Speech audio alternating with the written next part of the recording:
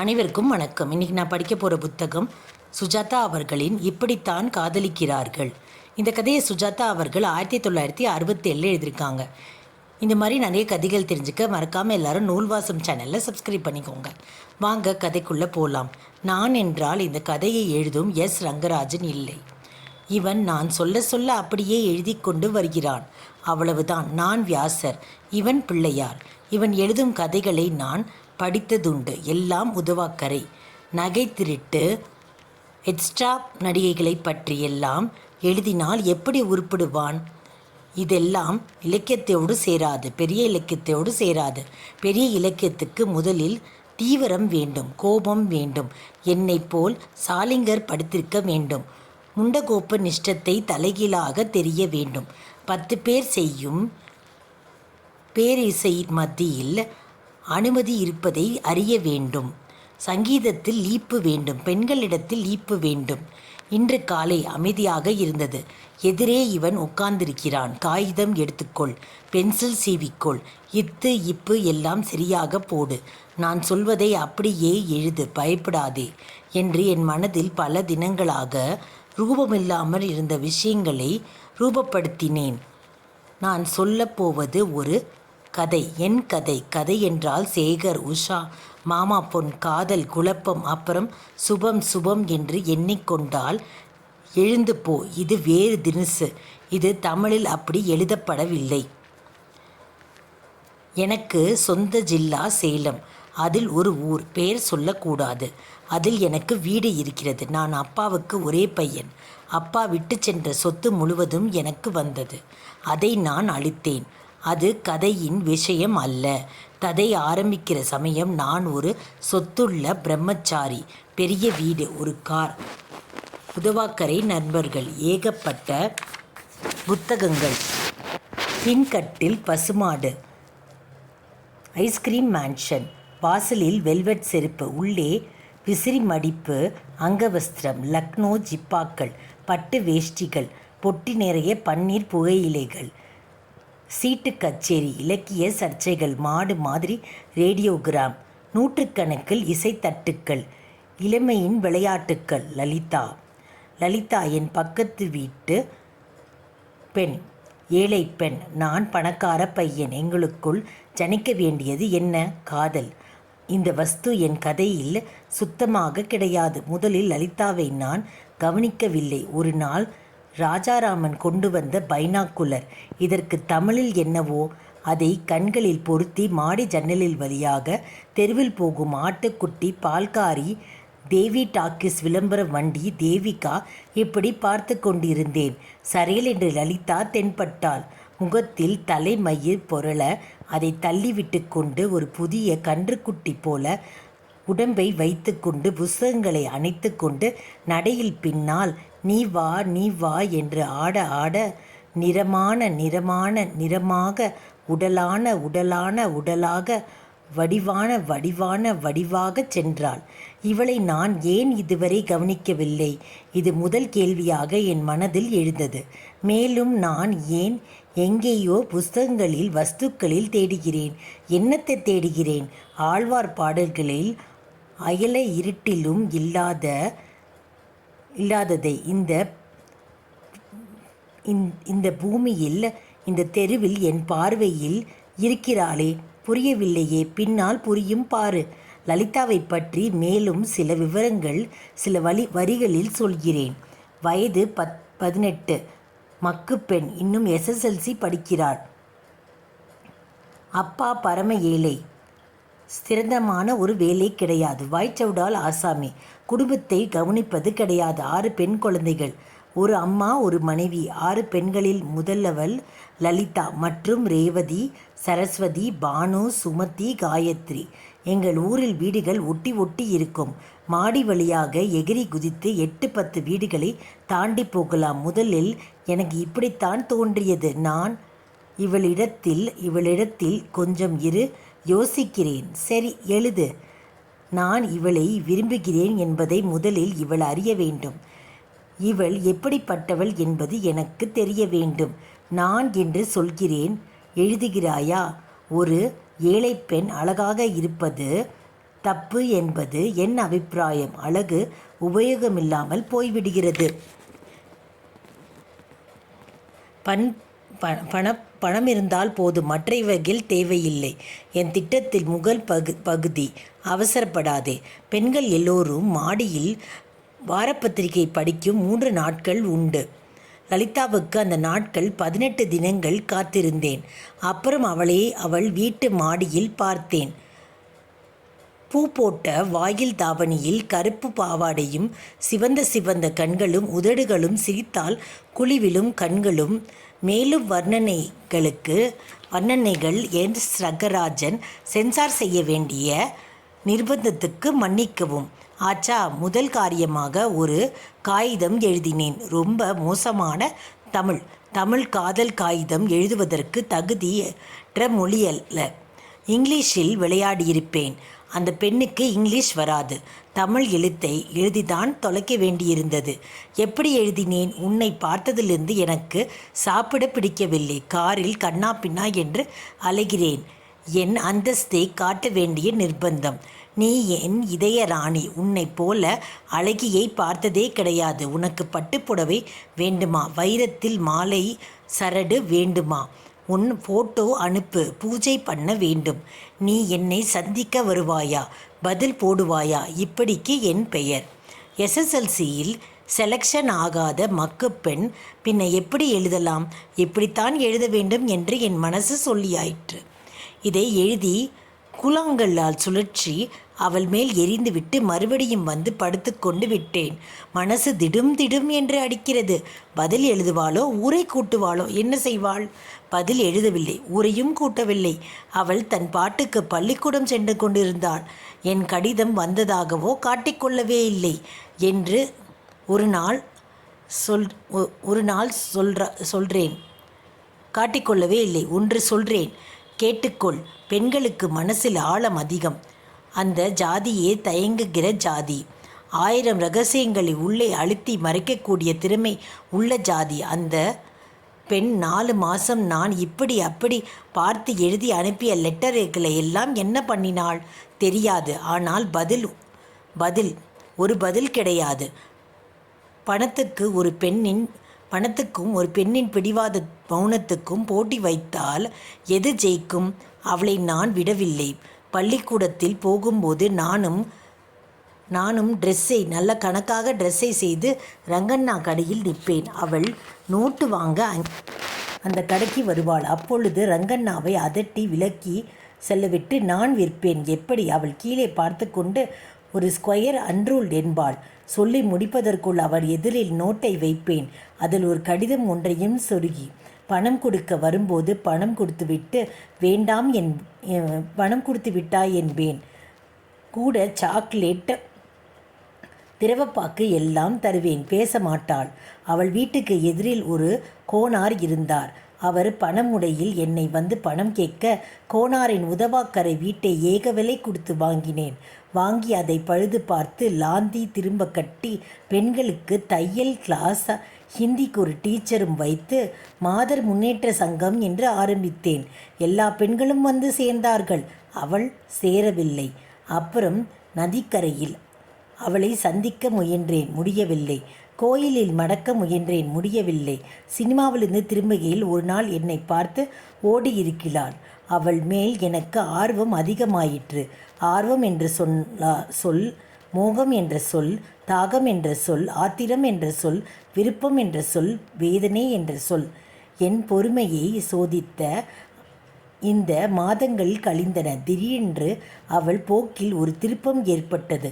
அவள் தங்கை ஒருத்தி என்னிடம் ஒரு புஸ்தகத்தை கொண்டு வந்து கொடுத்துவிட்டு, அக்கா இதை உங்ககிட்ட கொடுத்து சொன்னா என்றாள். என்னை தைரியமான சொல். புஸ்தகங்களே ஒரு கடிதம் இருந்தது. அது முட்டையாக. வெள்ளிக்கிழமை 25ஆம் தேதி வீட்டில் எல்லோரும் மദ്രാஸ் போகிறார்கள் ஒரு கல்யாணத்துக்கு. எனக்கு பரீட்சை, அதனால் போகவில்லை. சனிக்கிழமை சாயங்காலம் இருட்டினதும் மேலத்தெருவிலும் மெயின் ரோட்டுக்கும் சந்திக்கும் இடத்தில் நிற்கிறேன். காரில் வரவும் நாம் 2 பேரும் பேசிக்கொள்ளும் சந்தர்ப்பம். சரணாகதி இவ்வளவு சுலபத்தில் கிடைக்கும் என்று நான் எதிர்பார்க்கவில்லை. பெண்ணே, நான் உனக்காக மாசக்கணக்கில் தவம் கிடந்தாச்சு. இப்பதான் உன்னை தனியாக சந்திக்கிற சந்தர்ப்பம் கிடைத்தது. நான் உன்னுடன் பேசப்போவது காதல் பாஷை இல்லை. நம் சந்திப்பில் பேச்சு அதிகம் இருக்காது. இது காதல் இல்லை. நான் இவ்வளவு தூரம் உன்னை துரத்தியது உன்னிடம் பிளாட்டோ பிடிக்க இல்லை. நான் செய்யப்போவது ஆராய்ச்சி. நீ மனுஷியா அல்லது தேவதையா? உன் உடம்பு மிடாலிஸ் பெண் போல தங்க ரூபமாக இருக்குமா, இல்லை டன்லெஸ் பில்லோவா? நீ ராஜவம்சத்தில் தப்பி பிறந்தவளா, தேவதையா? கழுதை பால் குடித்த கிளியோபட்ராவா? அரசர்களை வருஷக்கணக்கில் சண்டை போட வைத்த ஹெலனா, கிரேக்க தேவதையா? உன் கண்ணில் இமைகள் எப்படி இருக்கும்? உனக்கு ஞாபக தேசம் செய்ய ரிஷி மாதிரி வருகிறேன். நீ முடி வைத்துக்கொள்ளும் உன் மௌன அழகுக்கு திறப்பு விழா நடக்கப் போகிறது. நியாயமில்லாமல் சிவப்பு நாடா கத்திரிக்கோள் இல்லாமல் தொடங்கப் போகிறது. உன் உடம்பை ஒவ்வொரு பகுதியாக மன்னிக்கவும், மறுபடியும் சென்சார் செய்ய வேண்டியிருக்கிறது. ஸ்ரீ அவர்களே மிக அருமையாக சில வாக்கியங்களை பிரயோகித்தார். துரதிருஷ்டவசமாக நாம் வாசகர் கூட்டம் அவ்வளவு பக்குவம் அடையவில்லை. சனிக்கிழமை திரவங்கள் போட்டுக்கொண்டேன். காரில் முன்சீட்டில் பின்னால் மடக்கி வசதி செய்து கொண்டேன். உள்ளே ஒரு மின்சார விசிறி அமைத்தேன். ஒரு டார்ச் வைத்தேன். சில சௌகரியமான காரணத்துக்காக ரேடியோ வைத்திருந்தேன். சனிக்கிழமை மாலை சரியாக இருட்டினதும் காரை விரட்டினேன். சொன்ன இடத்தில் காத்திருந்தேன். சுற்றிலும் ஒருவரும் இல்லை. அவளை கிட்டத்தில் பார்த்ததும் அவள் அபார உயரம் தெரிந்தது. பதற்றத்துடன் கதவை திறந்து பின் சீட்டில் உட்கார்ந்தாள். நான் முன்னே வா என்றேன். என்று தலையசைத்தாள். முன்னே வா, எனக்கு பயமாக இருக்கிறது. ஊரை தாண்டி போய்விடலாம். கார் விரைய அவளுடன் என்ன பேசுவது? நான் உன்னை காதலிக்கிறேன் என்று சினிமா சத்தியம் பண்ணவா? நிஜம் சொல்லவா எதற்கு வந்தேன் என்று? 7 மைல் கடந்து அடர்த்தியான தென்னந்தோப்பில் அருகில் காரை நிறுத்தினேன். தனிமை. மெயின் ரோட்டிலிருந்து விலகிவிட்டேன். லாரிகள் அதிகம். இருட்டு பூச்சிகள் சத்தம். ஈர வாசனை. அவள் சூடியிருந்த மல்லிகை வாசனை. எல்லாவற்றையும் வந்தது. இதோ நடந்ததை சொல்கிறேன். முன்னால் வா என்றேன். வரவில்லை. தங்கினாள். திரும்ப பின்னால் பார்த்தாள்.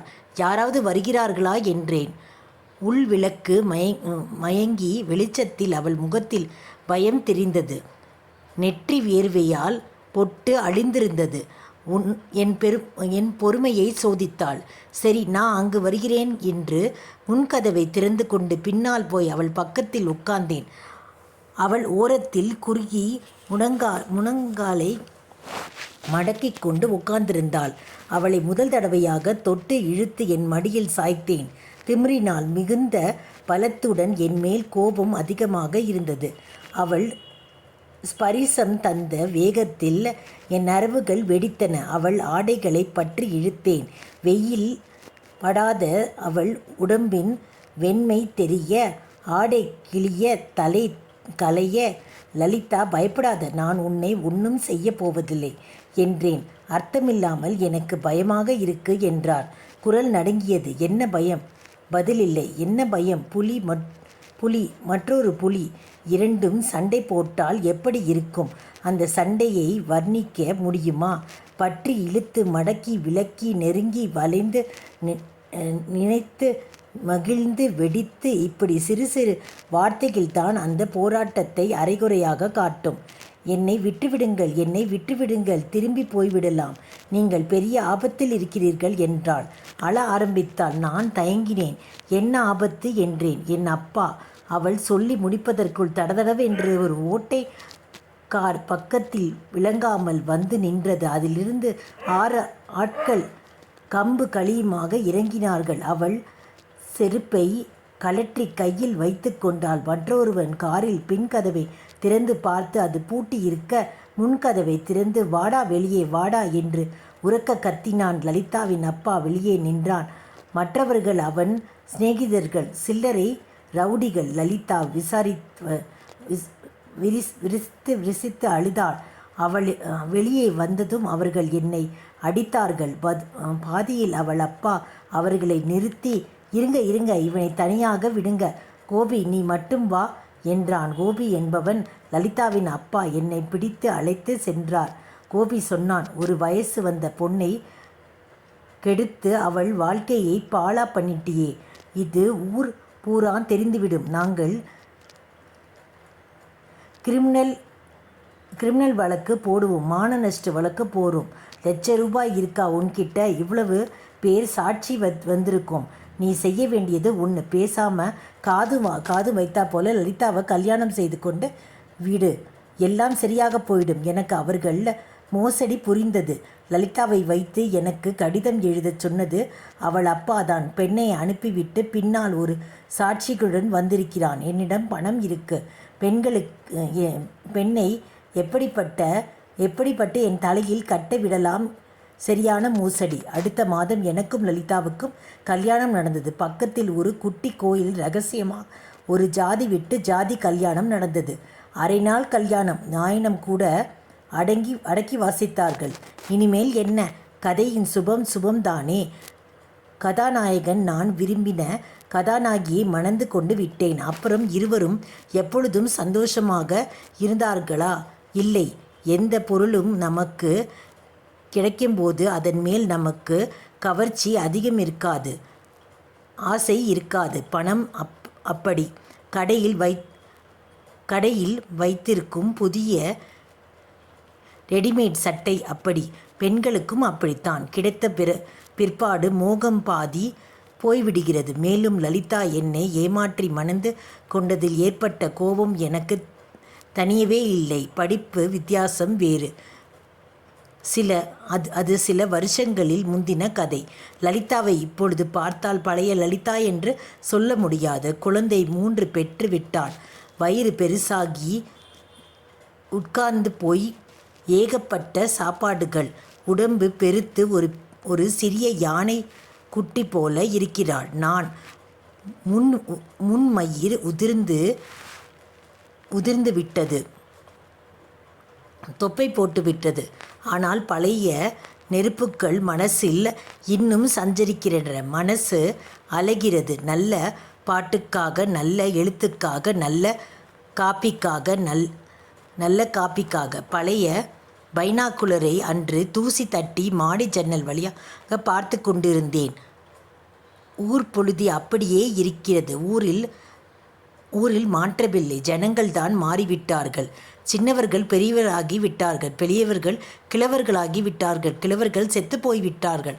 அதே பால்காரி போகிறாள், வண்ணான்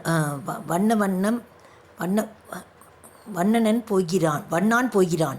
அப்புறம் லலிதாவின் தங்கை ஒருத்தி போகிறாள். ரேவதியா சரஸ்வதியா? வயசு 18 இருக்கும். அப்படியே அவள் இருந்தது போல. இல்லை, இன்னும் அவளோடு அழகாக இருக்கிறாள். ஏய், எங்கடா ஓடுகிறாய்?